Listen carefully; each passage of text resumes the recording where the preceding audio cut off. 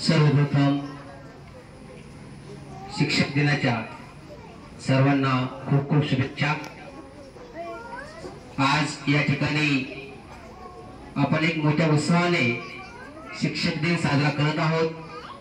या शिक्षक दिनानिमित्त या ठिकाणी उपस्थित शाळेचे आदरणीय मुख्याध्यापक मोठे सर, तसेच सर्व शिक्षक, शिक्षिका, शिक्षकेतर कर्मचारी, सर्व विद्यार्थी, त्याचबरोबर आज जो काही शिक्षक दिन आहे, या शिक्षक दिनानिमित्त इयत्ता 10वीच्या विद्यार्थ्यांनी या ठिकाणी सकाळी मॉर्निंगला पूर्ण त्या ठिकाणी शिक्षकाची भूमिका त्या ठिकाणी साकारलेली आहे। त्यामध्ये छात्र मुख्याध्यापिका, त्याचबरोबर छात्र शिक्षक, छात्र शिक्षिका यांनी देखील एक दिवस शिक्षकाचा या ठिकाणी अनुभव घेतला। त्यामध्ये त्यांनी देखील भाषणामध्ये सांगितलं की शिक्षक खरंच त्या ठिकाणी शिक्षकाचं काम हे खूप महान आहे। त्याचबरोबर आणि आज हा जो काही शिक्षक दिन आहे, हा शिक्षक दिन आपण माजी राष्ट्रपती डॉक्टर सर्वपल्ली राधाकृष्णन यांच्या जन्मदिनानिमित्त आपण साजरा करत आहोत। तर यांचा जन्म 1888 साली आंध्र प्रदेशमध्ये तिरुपल्ली या गावी झाला। त्यानंतर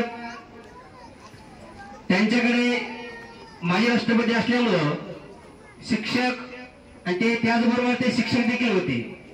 मग तुमचा वाढदिवस आपण साजरा करू यासाठी अनेक लोक त्यांच्याकडे आले, परंतु त्यांचं असं म्हणणं होतं की माझा एकट्याचा वाढदिवस साजरा करत असताना त्या ठिकाणी सर्व शिक्षकांचा आदर मान सन्मान झाला पाहिजे, म्हणून माझा वाढदिवस या ठिकाणी 5 सप्टेंबर आहे, त्या दिवशी सगळ्या तोच दिवस शिक्षक दिन म्हणून त्या ठिकाणी साजरा करण्यात यावा। म्हणून आपण भारतामध्ये 5 सप्टेंबरला शिक्षक दिन साजरा करतो, परंतु जगामध्ये 5 ऑक्टोबरला शिक्षक दिन साजरा केला जातो। 1 महिन्यापूर्वी आपण 5 सप्टेंबर शिक्षक दिन साजरा करतो। तर एक लक्षात घ्या, शिक्षक सर्वप्रथम शिक्षक म्हणजे काय, शी म्हणजे काय, शिल्पकार, तसेच शिस्तप्रिय। शिक्षक हा सर्वप्रथम तुम्हाला त्या ठिकाणी घडवण्याचं जर काम कोण करत असेल तर ती आई असते। आई देखील आपली पहिली गुरु, आणि पहिली गुरु त्या ठिकाणी आई ही आपल्याला कुंचल्याच्या हळूवार प्रेमाने, तसेच छन्नीच्या एक म्हणजे अर्थ देखील असं घ्यायचं आहे की कधी कधी प्रेमाने तर कधी कधी दमदाटी देऊन देखील ती आई आपल्याला शिकवत असते। आपण आईकडून त्या ठिकाणी बोलणं शिकतो, बोलणं शिकल्यानंतर आपल्याला त्या ठिकाणी आपण ऐकतो, पहिले ऐकल्यानंतर बोलणं शिकतो, आणि बोलणं शिकल्यानंतर ज्या पुढच्या जे काही स्किल आहेत, वाचन असेल, लेखन असेल, या स्किल पूर्ण करण्यासाठी आपल्याला शाळेत जावं लागतं। आणि शाळेत आल्यानंतर वाचन आणि लेखन शिकवण्याचं काम या ठिकाणी आपल्या शिक्षक करत असतात। आपलं जीवन त्या ठिकाणी समृद्ध, आपल्या जीवनामध्ये जे काही ध्येय असेल, हे ध्येय त्या ठिकाणी आपण ठरवावं, आणि त्याचबरोबर शिक्षक या ठिकाणी तुम्हाला अंधारातून प्रकाशाकडे न्यायचं काम करतात। त्या प्रकाश म्हणजे काय, ज्ञान। जगामध्ये एकमेव अशी गोष्ट आहे की ज्ञान, हे ज्ञान कसल्याही प्रकारे त्या ठिकाणी चोरीला जात नाहीये, किंवा कोणीही चोरी करू शकत नाहीये। ज्ञान एक असं आहे की ते दिल्याने वाढतं, ते कधीही कमी होत नाही, आणि ज्ञानाने आपण काय होतो, स्वयंप्रकाशित होतो। स्वयंप्रकाशित म्हणजे काय, आपण दुसऱ्यांनाही काय देतो, प्रकाश देतो।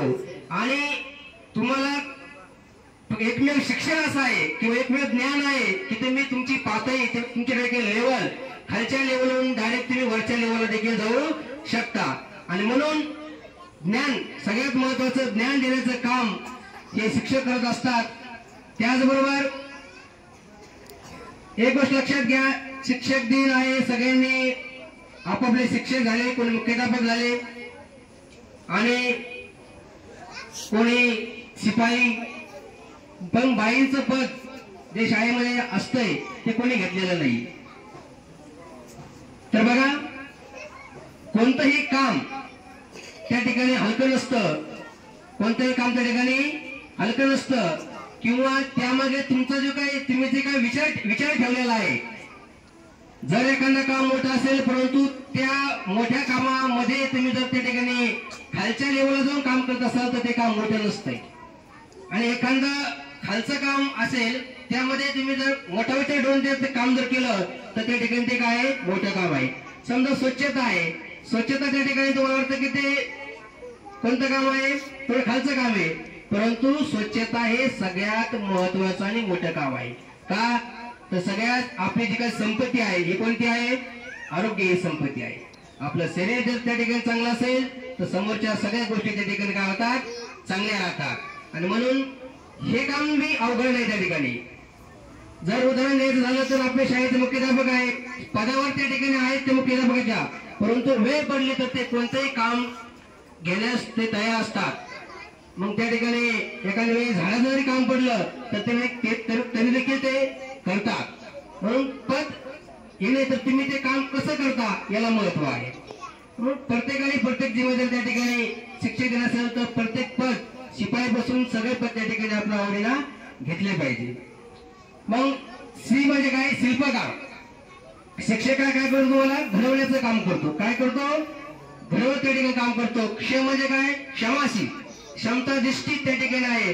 आणि क म्हणजे काय, कर्तव्य. तुमच्या प्रती शिक्षकांचं एक कर्तव्य असतं, तुम्हाला त्या ठिकाणी उंच तुमची भरारी त्या ठिकाणी तुम्हाला मिळावी याविषयी शिक्षकाचं कर्तव्य असतं. आणि तुम्हाला गुणवान त्या ठिकाणी शिक्षक बनवत असतो, ज्ञानवान त्या ठिकाणी बनवत असतो, संस्कार त्या ठिकाणी तुम्हाला तुमच्यावर चांगले संस्कार त्या ठिकाणी देत असतो. चांगलं काय वाईट काय यातला फरक त्या ठिकाणी तुम्हाला शिक्षक सांगत असतो. आणि या सर्व ज्ञानाच्या जीवावरती किंवा शिकवलेल्या शिक्षणावरती भविष्यात तुम्ही त्या ठिकाणी खूप मोठे होता. आणि मोठे झाल्यानंतर तुमच्या मनामध्ये एक पद्धतीनं एक प्रकारे त्या ठिकाणी त्या शिक्षकाचा जीवनभर त्या ठिकाणी काय असतो, मान आणि सन्मान असतो.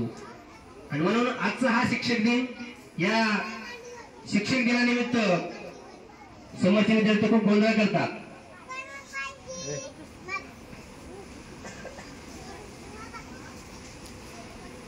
बघा, शिक्षक म्हणजे परिस्थितीला अनुसरून नाही तर ते विद्यार्थ्याची काय आपल्याला बदलता आली पाहिजे, मनस्थिती बदलता आली पाहिजे. काय बदलता आली पाहिजे, मनस्थिती बदलता आली पाहिजे. ज्या त्या परिस्थितीमध्ये त्याने काय केलं पाहिजे, समटून घेतलं पाहिजे. उदाहरण द्यायचं समजा एखाद्या वेळेस तर रामाने जवळपास 14 वर्ष वनवास त्या ठिकाणी भोगला. आपल्या परिस्थितीमध्ये किंवा आपल्या याच्यामध्ये जर काही अडचणी असतील तर तशामध्ये 6 महिने अडचण आली तर आपल्याला काय अडचण आहे, म्हणजे त्याला त्या परिस्थितीमध्ये तो त्याचं मन, त्याची मनस्थिती कशी तयार होईल ह्याचे देखील धडे आपण त्या ठिकाणी दिले पाहिजे. विद्यार्थ्याला त्या ठिकाणी त्याची मनस्थिती आपल्याला प्रत्येक ह्याच्यामध्ये बनवता त्या ठिकाणी आली पाहिजे. बरोबर त्याची काय बनते, मग परिस्थिती आणखी काय होते, तयार होते. म्हणून परिस्थितीपेक्षा मनस्थिती हे महत्वाची आहे. त्याचबरोबर विद्यार्थ्याला त्या ठिकाणी शाळेत शिकत असताना आपल्या त्या ठिकाणी शिक्षकांना विद्यार्थ्यांना न्याय देता आला पाहिजे. प्रत्येक विद्यार्थ्यांना त्या ठिकाणी आपल्याला ज्या अपेक्षा असतात त्या अपेक्षा या ठिकाणी आपण पूर्ण करतो आणि पूर्ण केल्याच पाहिजे. अशा पद्धतीने विद्यार्थ्याला योग्य तो न्याय आपल्याला शिक्षक या नात्याने त्या ठिकाणी देता आला पाहिजे किंवा आपण तो त्या ठिकाणी देत आहोत. अशा पद्धतीने आजचा हा शिक्षक दिन मोठ्या उत्साहाने आपण साजरा केला. सर्व विद्यार्थ्यांनी देखील खूप छान पद्धतीनं या ठिकाणी आपापल्या भूमिका छात्राध्यापक असेल या पार पाडल्या. आणि एवढं बोलून मी माझ्या या ठिकाणी 2 शब्द संपवतो. जय हिंद, जय महाराष्ट्र.